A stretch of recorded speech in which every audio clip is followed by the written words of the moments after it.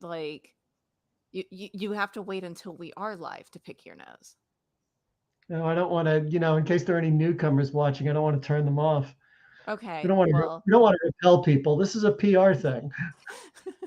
we are live now. So now the world knows that you didn't want to pick your nose in front of them. How does that make you feel? Anyways, good night, ladies and gentlemen. I don't know why I said it that way. That makes it sound like we're signing off for the evening, but it is evening. So we're off to a great start over here. Um, We're Welcome devolving. to our April listening club. I am a mess. I am doing fantastic. It is our April listening club. Ignore the screen where it says March. And we listen to Are We Not Men? We Are Devo, which is an album that I really like. Before we start, just a couple of housekeeping rules. Uh, we do this live. You can actually watch us live and you can comment on it. And we will see those comments and we can respond to you. If you watch it when we're done, then you can still comment on it and we'd love to hear your opinions and we'll still do our best to respond to you. Sometimes it gets a little bit lost and it takes us a bit of time, but we will. I mean, I genuinely want to know what people's opinions are on things. So this is our listening club, but we actually have two other multimedia clubs. We have a movie club, which will be meeting this coming Monday, and we watch The Dark Knight. And we have a quarterly book club that is actually meeting tomorrow night to discuss The Night Circus. Um, we are a Facebook group, so you can come and find all of the information, including these clubs, our new picks that happen on the start of the month, and a lot of other things. We have like social meetups, we have other Zoom calls, we have artist talks, and we have a bunch of stuff going on. Um, You can find that all in the Facebook group, but currently what's on the Facebook group is a poll for our next quarterly book club where we will be discussing something nonfiction relating to art. Um, those polls are going to stay up until I think Monday is when I'm going to pull them down. So join us in the Dragonfly group, get your vote in, decide what we're going to be reading next. And if you like what we do, we are usually more put together than I am tonight, clearly. You're doing But great.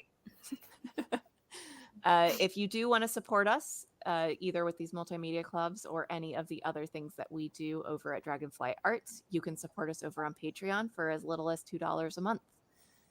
We do hope to have other perks happening in the future, but right now it would just be to support the things that we are doing. Everything that we're doing is free and open to the public. And believe it or not, it's not free to those of us who pay for it. So we appreciate your support. With that being said, I think that's everything. Let's talk about Devo. Have you guys listened to this album all the way through before? No. I don't think I've ever heard another Devo song outside of Whip It. This is an interesting album to get. This is their debut album. But it's still, I think, like a weird introduction to them in a way, because when I was writing the post while I chose this pick, it was like, yeah, we're going to go back to punk music, except I never think of Devo as punk. I think of them as synth pop. So it's always really weird to me to like be like, no, this is a punk album. This is a new wave punk album. I wouldn't think of it that way.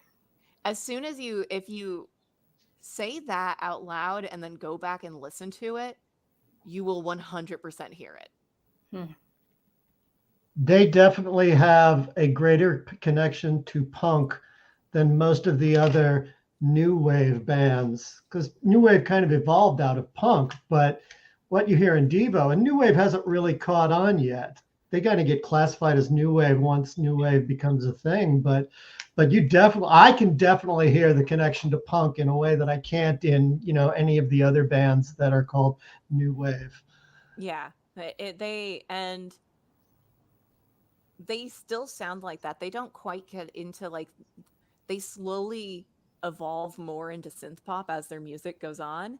Evolve with your mouth. um yeah, I think they pick up more and more synthesizers as it goes on. And I spent a while trying to like listening to it and being like, what is the synth? And I think it's just a mini Model D. Um because yeah, that's what Mark Mothersbaugh like had. That was his introduction. And I think that's what he had on this album. So there's like interesting synth things going on, but it pales in comparison. I'm a synth person, so I'm going to say pales in comparison to the stuff that they moved on to do. In fact, when we talked about Stevie Wonder, we talked about Tonto, and like Devo had it in like their basement for a really long time. So they didn't start off as synth heads, but they definitely grew into it. All right. Did you guys have a favorite song?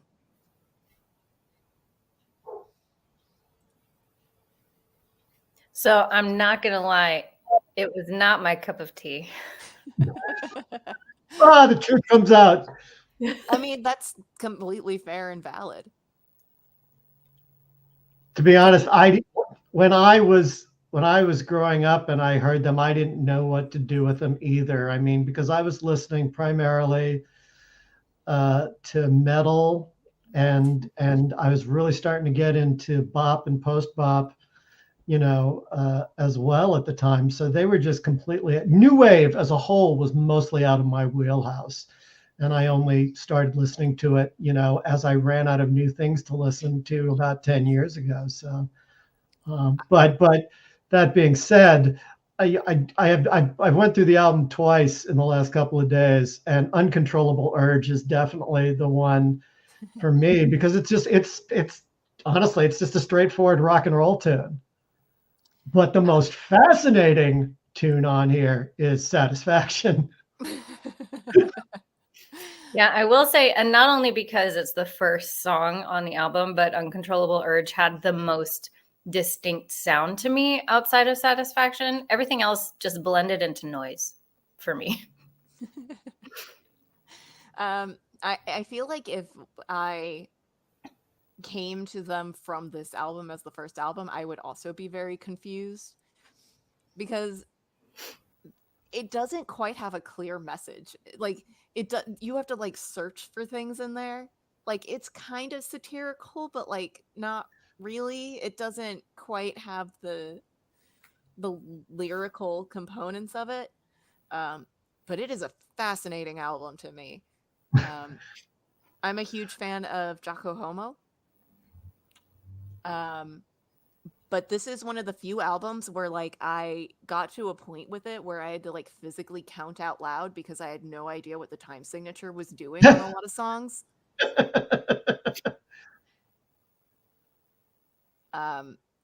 It's hard to get a foothold on it even when you do get it, but like I actually had to like go look it up because I was like, this is messing with my head. But Jocko Homo is in 7/8. Yeah. And then moves into 4/4. Yeah. And it switches between the two of them, but everything is like also on an offbeat, so it took me a really long time to find the count. Satisfaction's even harder to get a grip on, because Mick sang the lyrics. Originally, he was displacing the rhythm by a quarter of a beat on that. And I think, I've tried to get through this, I think that it's in cut time. I'm not positive of that. It's definitely in 2, the way they're doing it. It's in 4 with Rolling Stone. But where Mark is putting, it sounds like I think he's displaced the rhythm by a whole quarter note. And so nothing falls in. And I think the drummer and the bass player are in a different place. And so that's why I can't figure out, I can count the rhythm section. I can't lay my hands on what Mark is doing, where he's putting those lyrics at. I want to go back to the cover real quick, just because I love how the cover kind of falls into this weird like uncanny valley territory, and I feel like the rhythm and how they play music also does that. Because yeah, everything feels slightly off at times. Does it say who did the portrait? It does. I actually have a lot of information on the There's some stories about that. yeah. Chichi Rodriguez. In fact, Hmm. there he is. There he is. So they found a picture of him on a golf strap and wanted to use it and put it like had an artist come in, Joe Heiner came in and drew it, and then the record label was like, you can't do that. You can't just use someone's likelihood. And so they found Rick Serini, who did a bunch of altered faces like that looked like the local news, like you know how like political comics like change people's appearances in like weird ways. They had somebody do that to Chichi Rodriguez. So they found the spot where it still looks like him, but it's not enough that you can be like, Yeah, I was wondering why everything on the face is so lopsided. yeah. But and then they put it on a golf ball. Like, it's definitely not Chichi Rodriguez. Yeah. That being said, It's very much, a lot of the album covers for new wave music had this very weird kind of thing going on in the artwork, and this is very consistent with that kind of thing. yeah. That being said, it's not the artwork that they used in Europe where they used this one over here.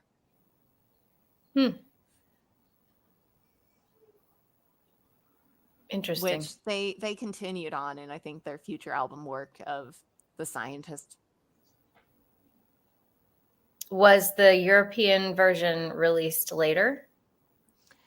I think it's probably just an alternate cover to appease a different audience.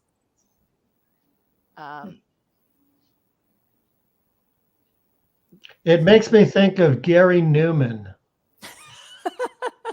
It makes me think of Gary Newman. I think it's the type that they used for Are We Not Men. It just reminds me of Gary Newman's big album that had cars on it.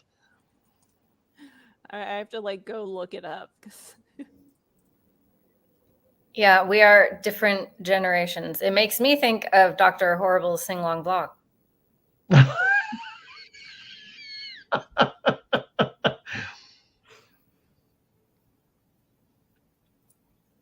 I'm not going to spend too much time looking for this. Yeah, I wouldn't bother. It's not that. You know what I found? One of the things that I found really interesting listening to this, and I had to go over my head. I'm like, who the fuck does that sound like? And I'm like, oh, holy shit, this is Oingo Boingo. Like, like 3 years before Oingo Boingo puts out their first album. So, and there was contact, I guess, between Danny Elfman and the band. So I know he was listening to them. And, you just listen to a lot of that stuff, and a lot of the sound is very similar. But Devo is more, they're playing coy with, there's you can tell there's something subversive there, but you're not sure what it is. And they're doing it in this very fun way, but Danny Elfman was doing this he had this kind of sneer about him, and the way he would sing, you could tell what he was attacking. You just had to look at the lyrics really really closely and say, oh, I see what he's going for here. Whereas these guys, it's like, so Devo was like, we're poking the bear. And Danny Elfman is like, yeah, I'm poking the motherfucking bear. That was really what, in thinking about what the difference is between the two, but the sound is so similar. Yeah, I mean, I never actually like went through like the lyrics of this album until this time of listening it through, because whenever we do these, I try to keep the lyrics up on the screen just to, make my way through. there's not much substance to them. Like it is barely like a satire, like, because I mean we did Dead Kennedys and their lyrics are just hard hitting, and this just feels like kids playing pretend at being Counterculture. yeah, being counterculture a little bit. um And I think that's a big that's where you see the difference between straight punk mhm. and them. I mean, Jello was pissed off. So, he was pissed off about a lot of shit that was going on, and that came out in the work. As And were a Yeah, lot of punk rock artists. I can't yeah, see anybody in Devo being like, well, it's time to run for governor. um yeah. Yeah. I it was really difficult to like parse out the songs. Like I said, it all kind of blended into noise. Like I couldn't tell you one song from the next. They all sounded the same after a certain point to me. And thankfully it's a short album, because when it ended, I was like, oh, thank God that's over. It was making me, it was affecting my like mood, like my mood. Like it was making me anxious because of the syncopation. And I was like, it was just so all over the place. I couldn't, yeah. I was like, whew. It's chaos and you felt that in your soul. Oh yes, it definitely permeated me to the bone.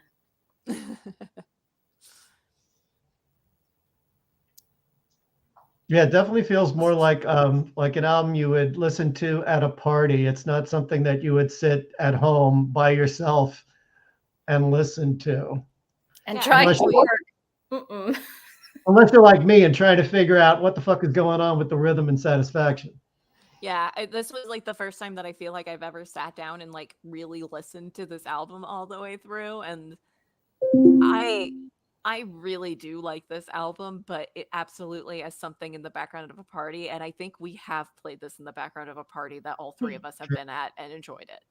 So, I can see that. Yeah, it is very upbeat. It's very like it's got a lot of energy. So yeah, good party music. Yeah. yeah. But at the same rate, it's not like overwhelming. Like you're not trying to figure out what the vocals are saying. It's just kind of background music for a good time. Yeah, I think that this album, like, if you don't think about it too hard, it's a lot of fun. If you're thinking about it too hard, you get very confused and yeah, Or start to feel if you're overwhelmed. trying to work. It's definitely like a weirdly happy, anxiety-ridden album. Yeah. I don't know. Yeah, I spent a upbeat anxiety. Yeah. I spent a lot of time going back and forth trying to figure out, what was going on in the lyrics a lot of the time. So, but I went and listened to the next two albums. The next album didn't have much going on, and then I went to Freedom of Choice, which is where Whip It came from, and it was definitely more listenable than the second album, but I like this album. This album rocks in a way that their next albums do not rock. They This lose is that connection to. They lose the. They still the vocal style still has a connection to punk, but the music style does not.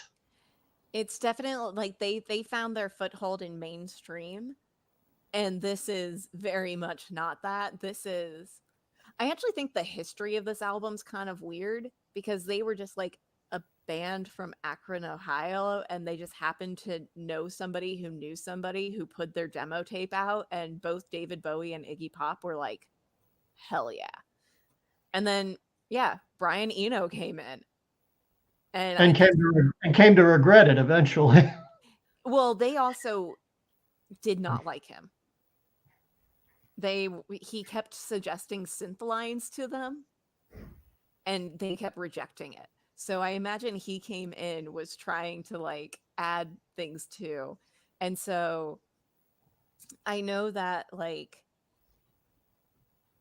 Mother's Ball, like he said that he regrets not taking all of that information in.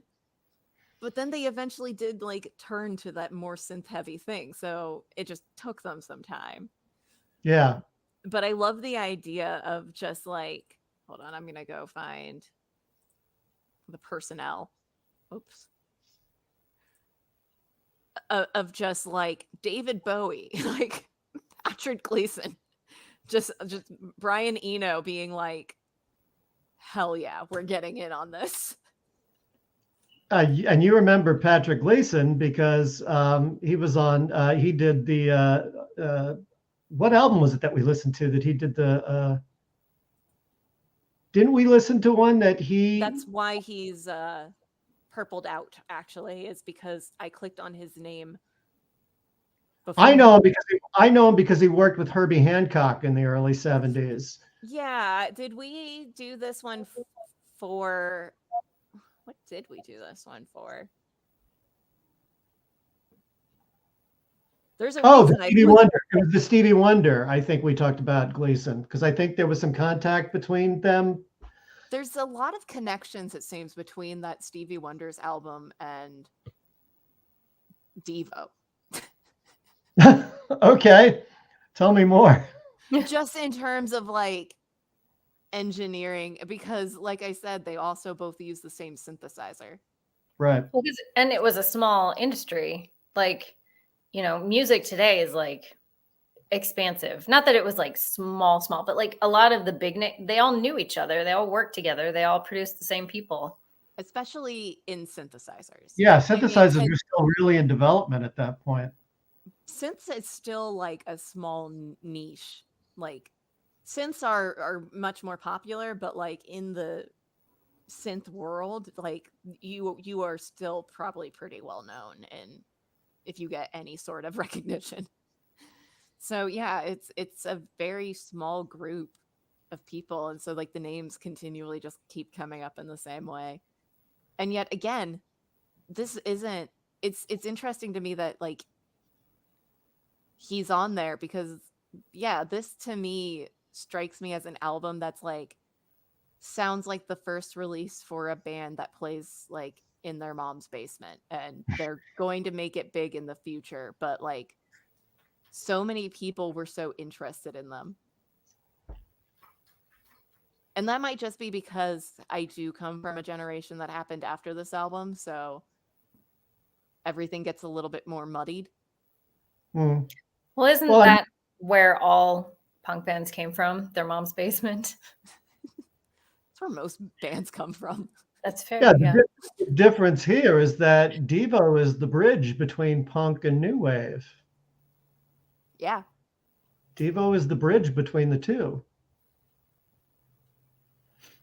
And by the time synth pop becomes a big thing within, the new wave era, then synths really start to take off, and we hear, all that, electro pop and stuff at that point. So I not only went back and did the first 3 Devo albums, but I did a deep dive into new wave, going back to some of like the New Romantics, which I never really listened to, like OMD and ABC. That was interesting, listening to ABC.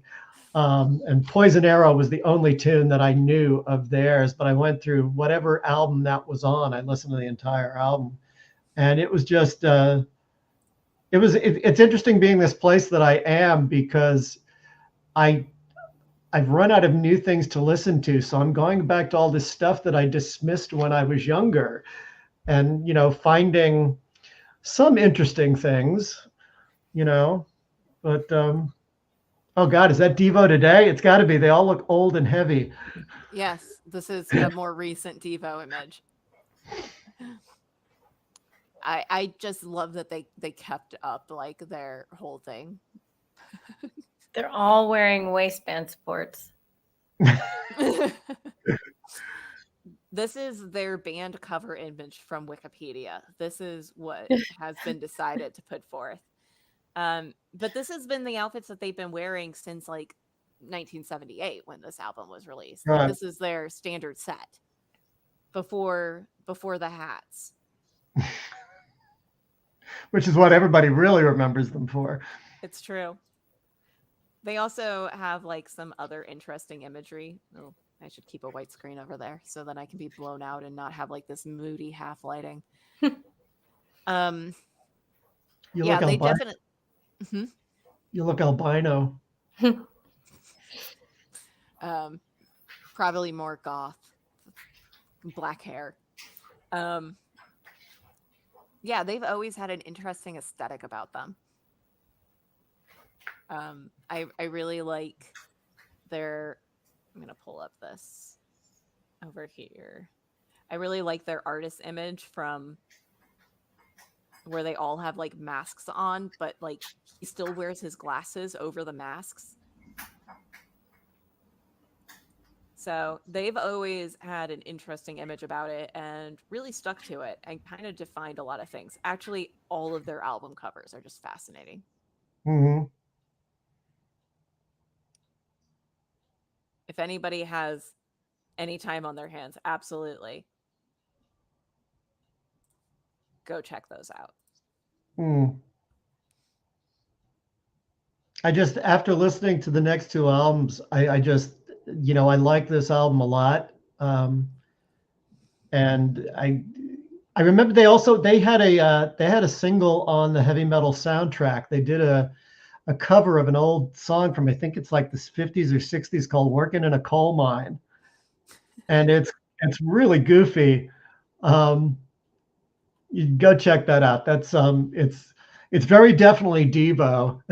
you know right away that it's Devo. It doesn't sound like anything else. I don't know. It's a very interesting musical aesthetic that they have, because there is that punk thing, but they're combining it with this very robotic rhythm thing, and it clashes in a very interesting way. It's punk is very anti-establishment, and this is the singing is anti-establishment. It has some of that angry sound of punk, which is not anything that a lot of the other new wave artists do. I mean, when you think of like Blondie and the Go-Go's and the Bangles, I mean, you don't even think of that as the same genre, and it's really not. So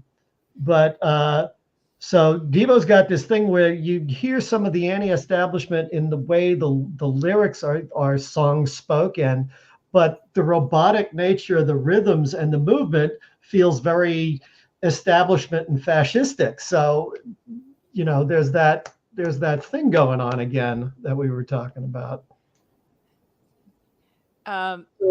Yeah, I don't know. Every time I listen, they kind of, they started the band as a joke. And I think that the band kind of sounds like that. So Devo started as like a joke band, and then they decided to get, they were at Kent State, and they decided to get serious after the massacres. I was reading, because apparently they started out as sort of like an art theatrical troupe, which I found fascinating, because that's how Oingo Boingo started. They were originally the Mystic Knights of the Oingo Boingo, and Danny's brother, Richard, who would eventually direct Forbidden Zone, started them up, and they did skits and all kinds of stuff. It was definitely, theater-like. And it's interesting that they both these bands came down the same path. Yeah, I'm not going to lie. I know very little about Oingo Boingo's history. To be fair, I know very little about Devo's history. I have pretty much exhausted it just right there. Right. And I know nothing. It's interesting for me because I didn't really listen to them back then. So I'm kind of coming at them as a listener from a similar place to where you guys came from. But I was also present during that time. So I have a historical perspective that that enables me to think about it in ways that somebody who's just coming to them and doesn't have that perspective does. Yeah, I kind of come from them backwards. Of like I know synthesizers, and so it kind of just like moved backwards that way. But I mean, Devo is an entire joke about de-evolution, so I kind of came through them through de-evolution. So I think they might enjoy that. Mhm. Is that what it stands for? That is what their art project was about. Yes, de-evolution. Also, speaking of like the song titles, like the song that I said that I really like, Jocko Homo, is an entire joke about that. Ah, If you It read is the not what it lyrics appears. and you squint really hard, you can find the thread. It's not what it appears to be from the title.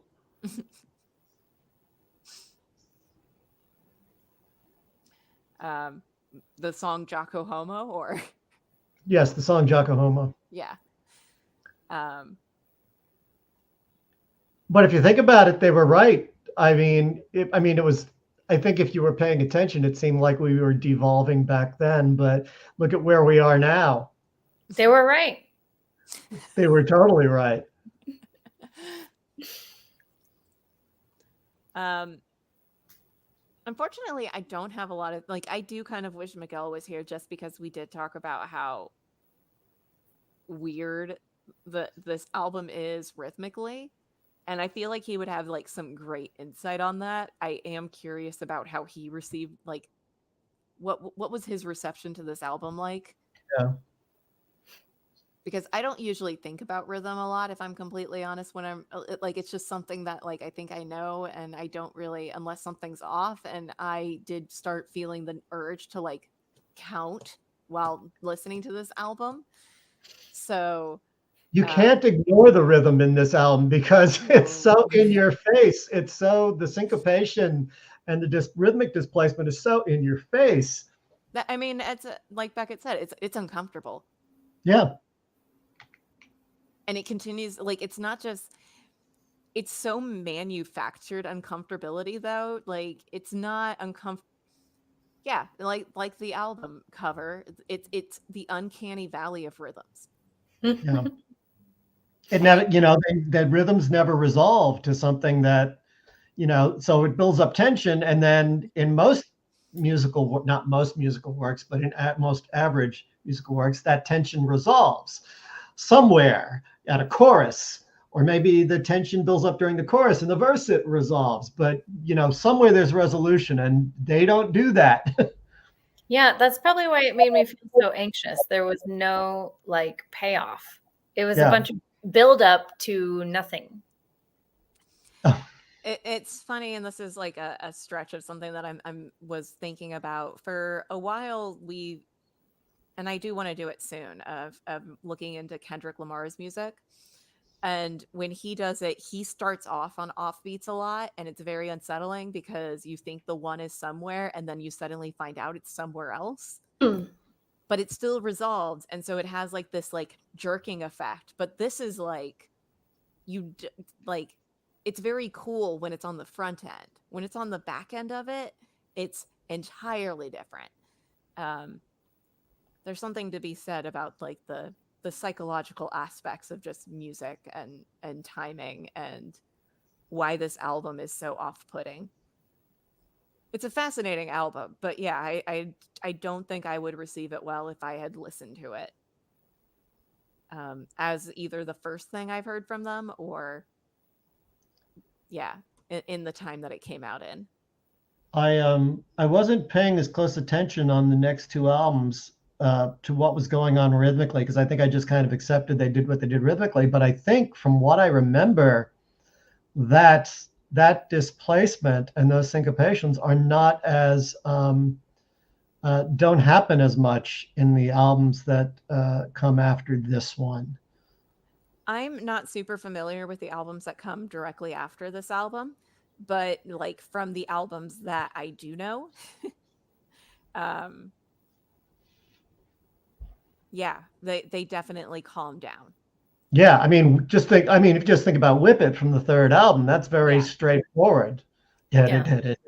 Yeah, It's got a very direct, beat through line. It has definitely like chorus and verses and a melody, sort of.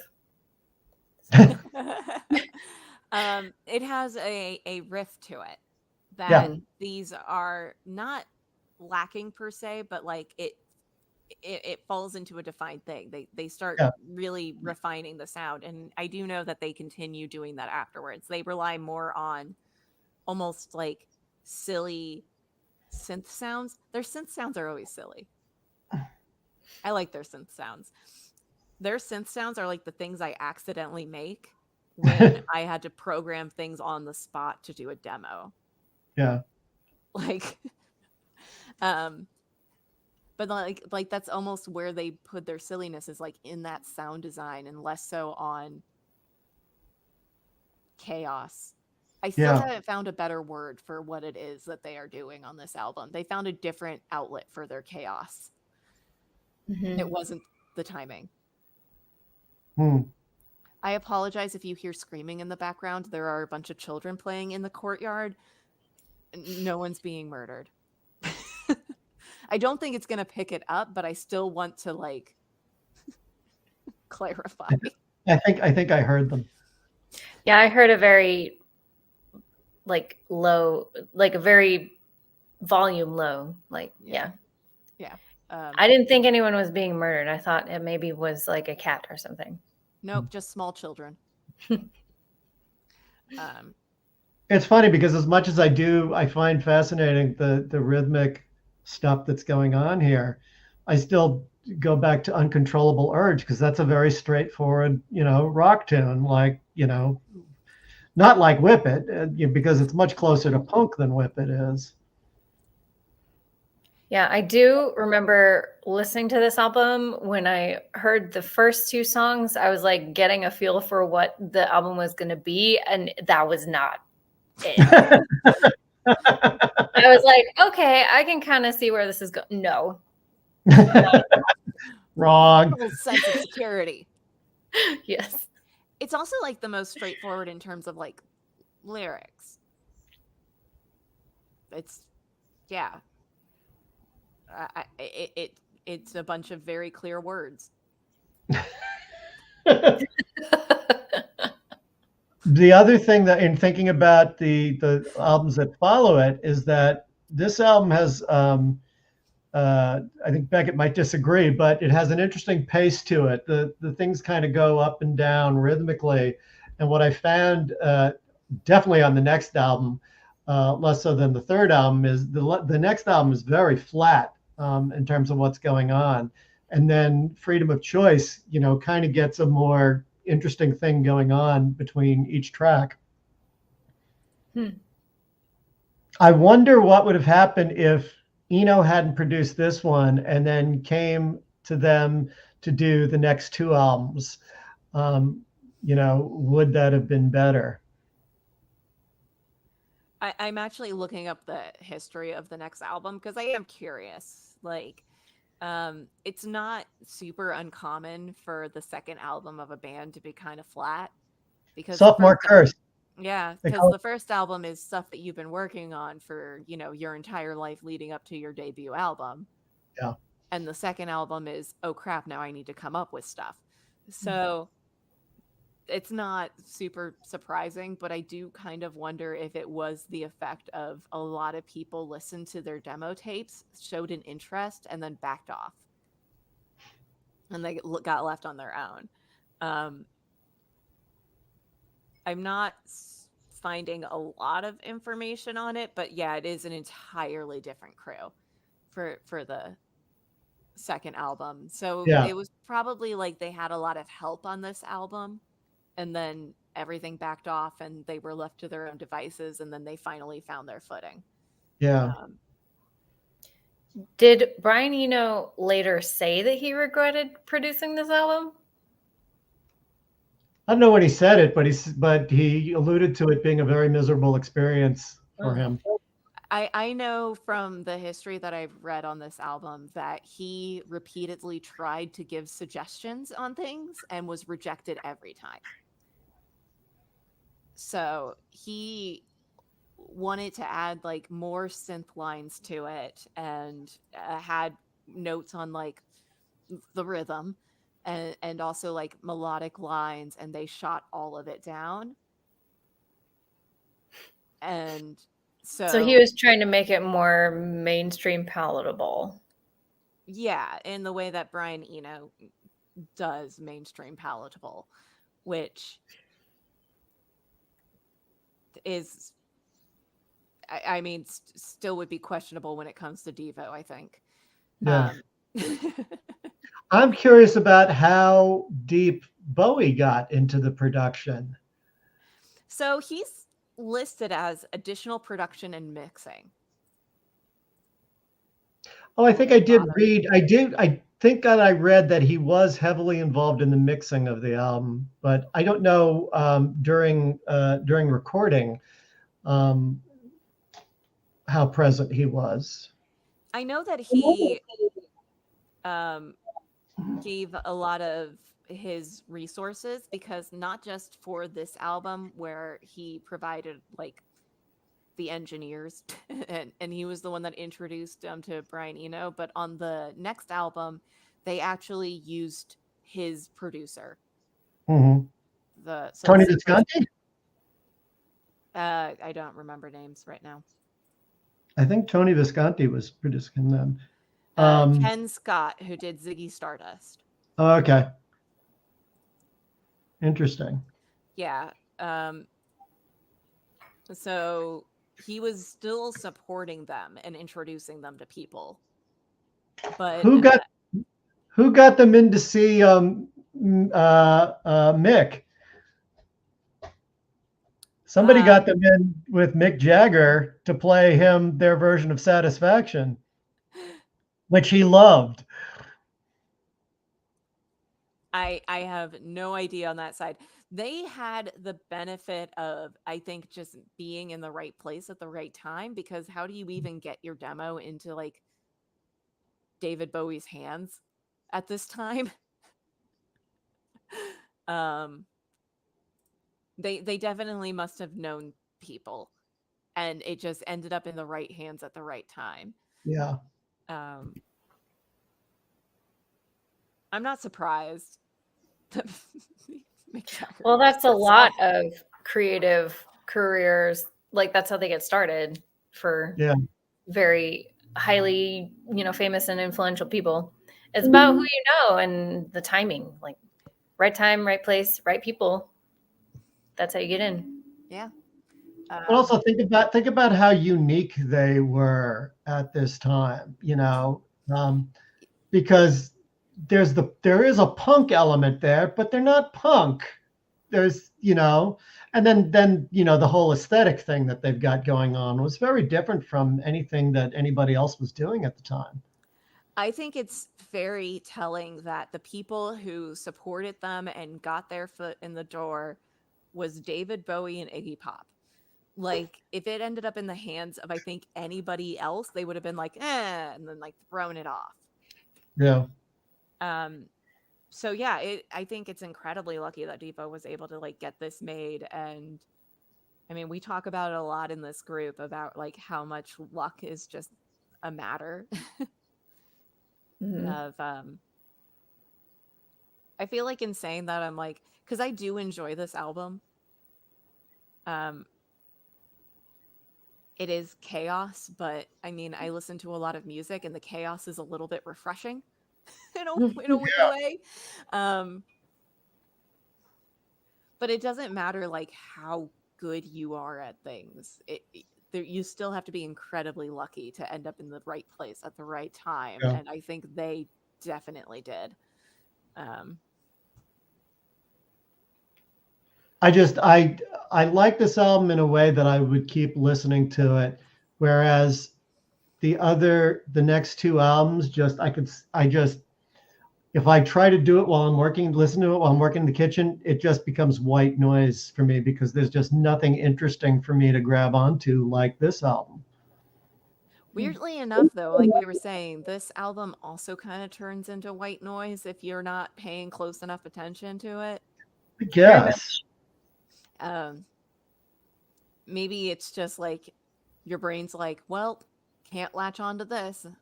Better forget about. But like, I do think that this album is a great album to play at a party. Yeah. Like, I definitely had several moments where I was working, and it wasn't anything like brain intensive. Like, I was working on some designing and stuff, like not typing out letters or anything like that. Like, it didn't, I could split my focus. However, I found my focus not going to the music at all. And I would constantly like look up and be like, oh, this is a different song. When did that happen? I think for me, it's just I've so worn out all the music that I've been listening to over the years. So anytime I come to something that, I was dismissive of or didn't pay as much attention to back then, that attracts my attention more in a way that if I had been listening to this album all these years, it wouldn't keep my attention the way it did now. I mean, yeah, that's part of the reason why I wanted to do these clubs, is kind of because I wanted to go back and listen to things as well.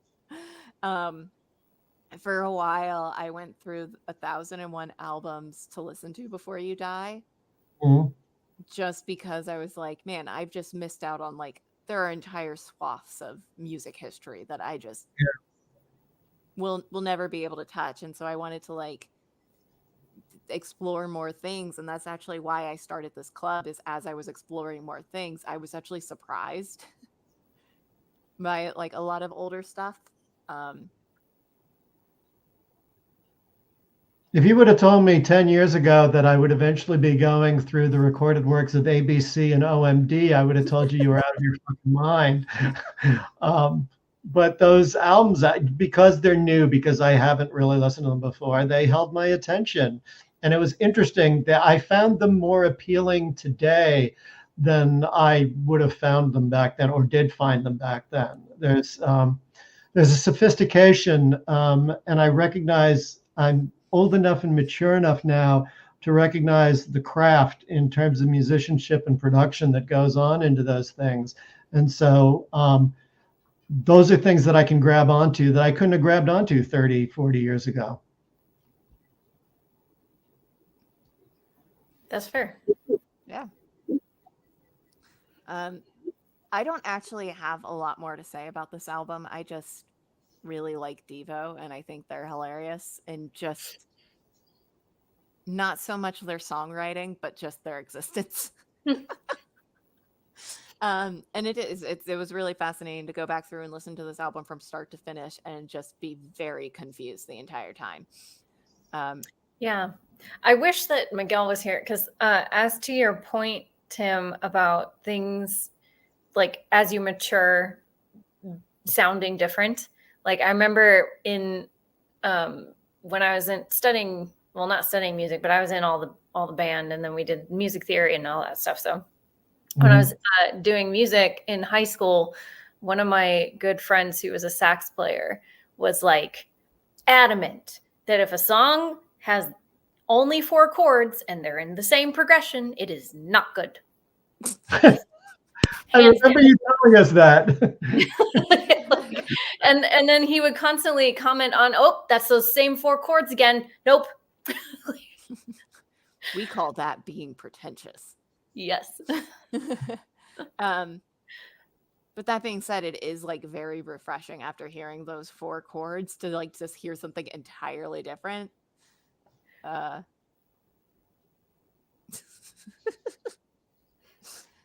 thinking of the 4 chord song now, because there's a lot of parody songs where it's just like all of them by the Axis of Awesome. Yeah, well, and I mean, there's a reason why that trope exists about pop music. Like, was popular, it's gonna sound good to everybody.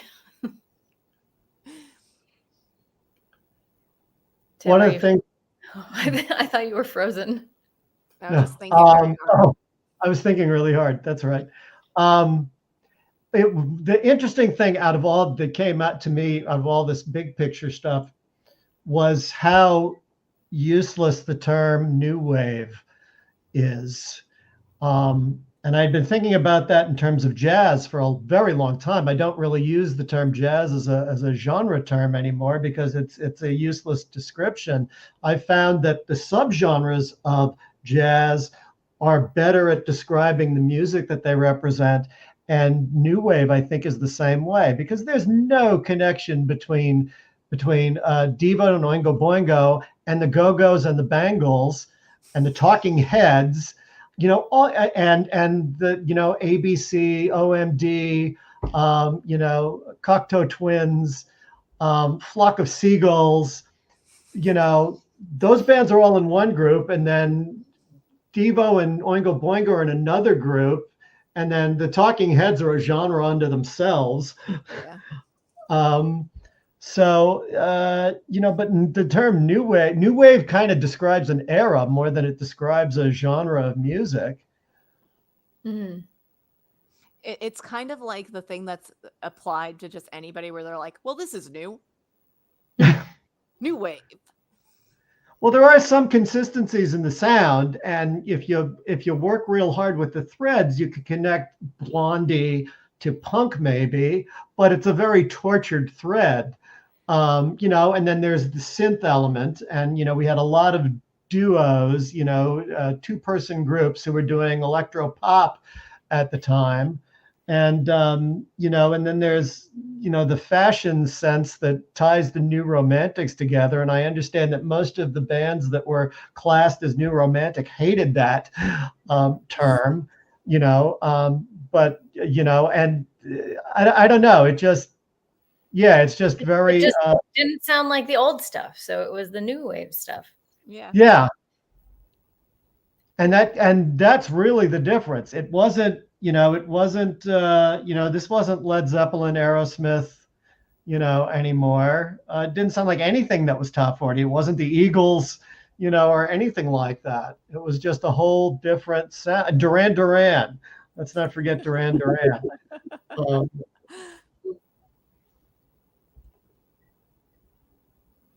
And it's, Yeah, I feel like that kind of like categorizing music into eras versus like genres is probably better as a category anyway, because a lot of those like genre distinctions fall into a specific era of music as well. Yeah. I mean, there's always the Miguel thing of genres exist just so you knew where to put things in a record store. Yeah, it's true. It's Yeah. true. It's all made up. Yeah, but it's definitely like a crazy time that I want to explore more musically. Is just like the end of the 70s and even the start of the 80s, where you have all these bands that are really doing tons of new stuff and are no longer just like in the basement doing weird things. They're out up front doing weird music. I think that maybe we've hit the end. I don't think there's any new music to be made. I think art hit this point in the penumbra of the abstract expressionists in the 70s. After the 70s, there's no new art really being made. It's just people taking lots of stuff from old art and putting them together in new ways, but nobody's ever coming up with anything new. I think hip hop was the last truly new genre, class, whatever you want to call it, of music. I don't think anything's been original since. There's nothing truly. I'm sure it exists and we just can't recognize it yet.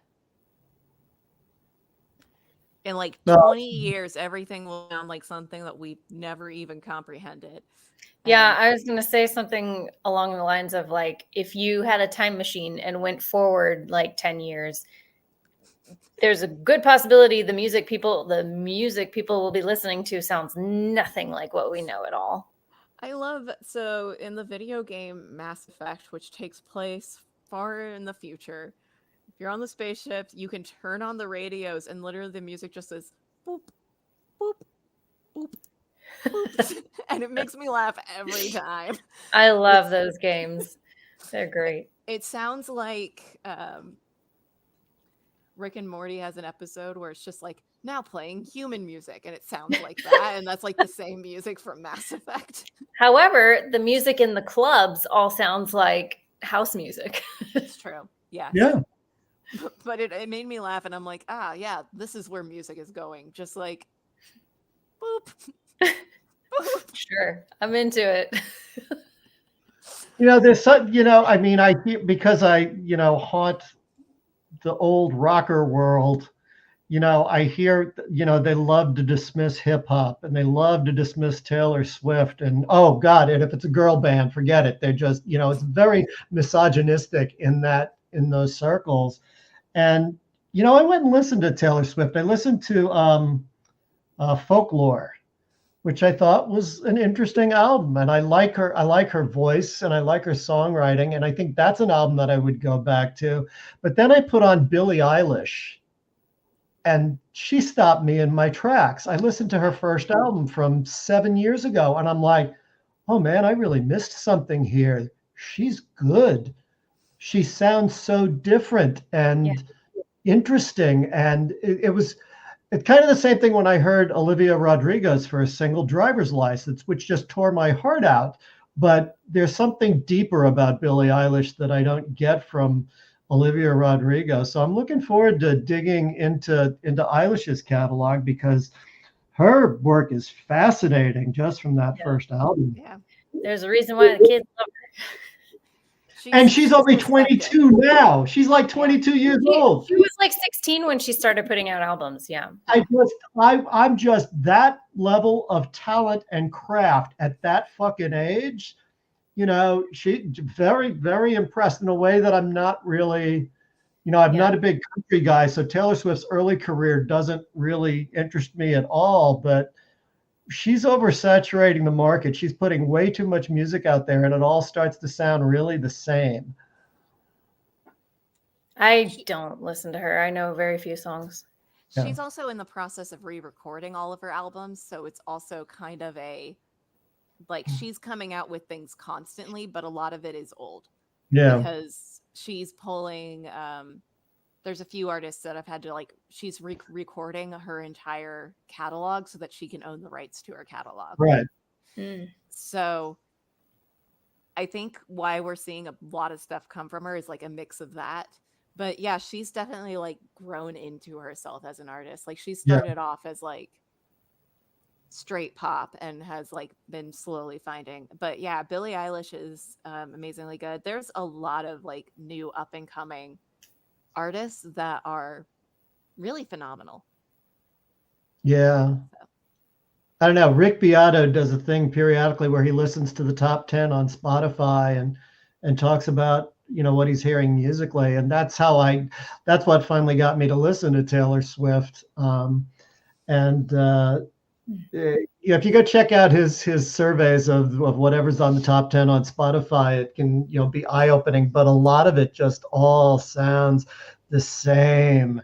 No chord changes, very canned rhythms. Auto-tune. God, auto-tune makes me want to put a bullet in my head every time I go into the fucking grocery store. It's either voices on auto-tune or hip-hop artists trying new ways to use quarter note triplets, which just drives me fucking bananas. Just sing on the fucking beat. Stop with this thing. No, I'm doing something cool. It's quarter note. They don't even know that it's quarter note triplets. They just think it's cool. Whenever I think of autotune, I also always think of T-Pain and how much effort he has to put in to sound that autotuned. He's actually a phenomenal singer, but he's made that his thing. So he has to sing everything a certain amount off tune in order to auto-tune it back. And I can deal with T-Pain because that was his thing. That was his shtick. It's not auto-tuned to be auto-tune. It's auto-tuned as an instrument. And I think that is just hilarious and fascinating to me. Interesting. So many of these young singers can't sing. And, auto-tune is what, and it just sounds terrible. You should look up T-Pain singing because he's a very good singer. Yeah. Yeah, I definitely do want to explore some more recent things. So I try to mix it back and forth. So in the future. Maybe we'll have to start looking for what new wave is now. Hmm. Well, Do it's a interesting. survey. What I heard in Billie Eilish made me think of the singer-songwriters from, my generation and the generation before. I was just thinking about 60s and 70s singer-songwriters. And I thought that was the direction Taylor Swift would go in, but doesn't seem. I mean, she is a singer-songwriter, but there's something missing that I heard in Billie Eilish. There's a level of craft in Eilish's work that I don't hear in Taylor's work. You might want to also check out Billie Eilish's brother Finnegan, because he's Mhm. her songwriter. Right. And I actually have not listened to a lot of his songs that are just his songs, but I am curious about the comparison. Yeah. So that might be something to do. That being said, we are past an hour now. So if you guys have anything left to say about Devo, say it now, or forever hold your peace and write it in the comments later. I'm good. I'm good. All right. On that note, then I am going We to... are Devo. Are we not men? We are Devo. Devo. We are Dragonfly. We are Dragonfly. Are we not All right. girls? We are Dragonfly. All right. Good night, guys. Good night.